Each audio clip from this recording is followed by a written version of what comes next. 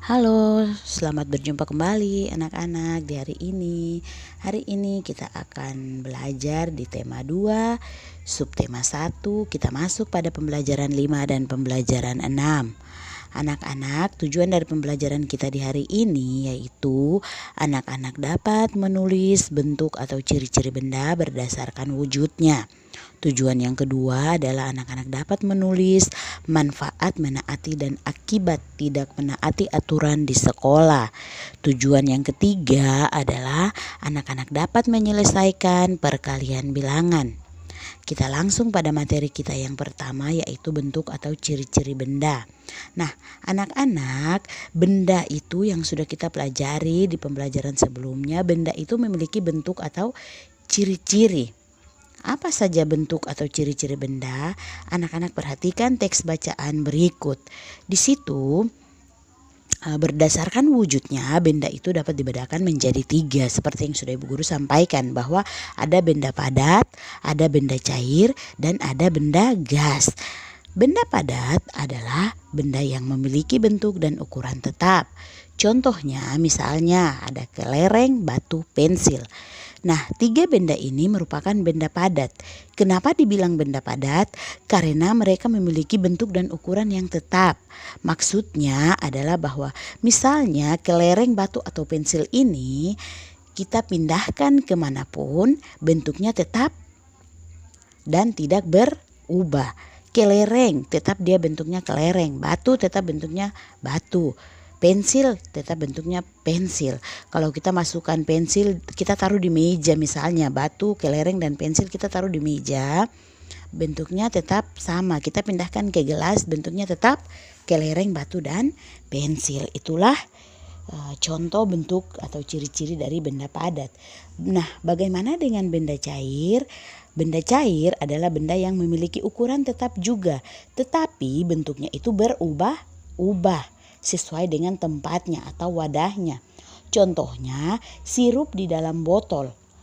Sirup di dalam botol, kalau sirup itu kalau kita masukkan di dalam botol bentuknya seperti botol. Teh di dalam gelas bentuknya akan seperti gelas.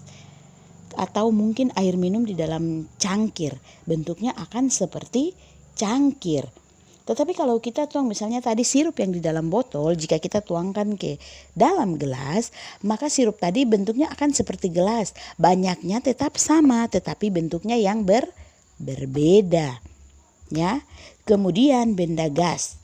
Untuk benda gas itu memiliki ukuran dan bentuk yang selalu berubah-ubah sesuai dengan tempat atau wadahnya.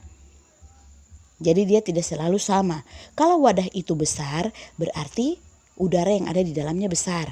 Tetapi kalau wadah itu atau tempatnya itu kecil, berarti udara juga kecil. Benda gas yang ada di dalamnya itu kecil. Benda gas itu udara ya anak-anak. Jadi contohnya misalnya udara di dalam balon.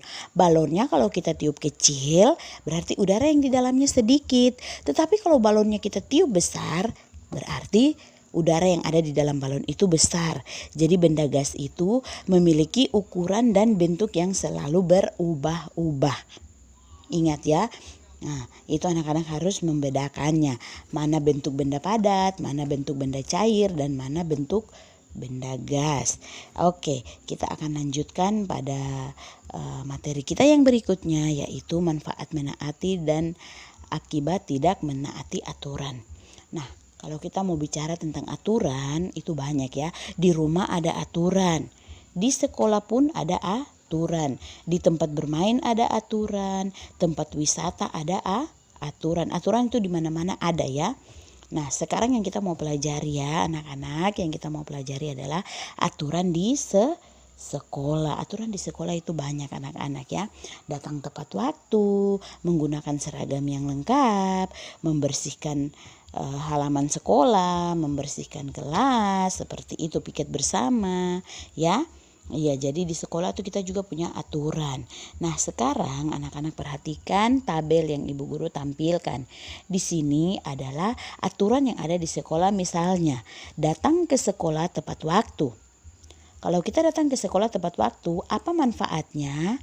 Akan melatih kita untuk disiplin ya, melatih sikap disiplin. Kita akan menjadi disiplin karena datang ke sekolah tepat waktu. Tapi apa akibatnya jika kita datang ke sekolah tepat waktu? Akibatnya kita tertinggal pelajaran di kelas. Akibatnya kita tertinggal pelajaran.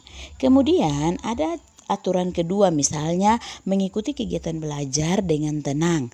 Manfaatnya adalah pembelajaran di kelas menjadi lancar karena kita mengikuti kegiatan belajar dengan tenang. Tapi kalau kita tidak mengikuti kegiatan belajar dengan teman, maka akibatnya adalah pelajaran di kelas menjadi terganggu karena kita ribut, kita tidak mengikuti kegiatan belajar dengan tenang, kita ribut sana sini, ganggu teman, maka kegiatan pembelajaran kita menjadi terganggu. Demikian materi kita akan lanjutkan pada materi berikutnya ya, menyelesaikan perkalian bilangan. Nah, anak-anak yang perlu diingat adalah perkalian adalah penjumlahan yang berulang, tapi jangan salah untuk mengubahnya ke bentuk perkalian. Yang Ibu Guru tekankan di sini, jangan sampai salah perkalian berulang itu diubah ke dalam bentuk perkalian lalu salah penulisannya ya. Nah, perhatikan contoh berikut. Di sini angka 3 misalnya ya, perkaliannya 3 dikali 10. Itu berarti ini bentuk perkaliannya 3 dikali 10.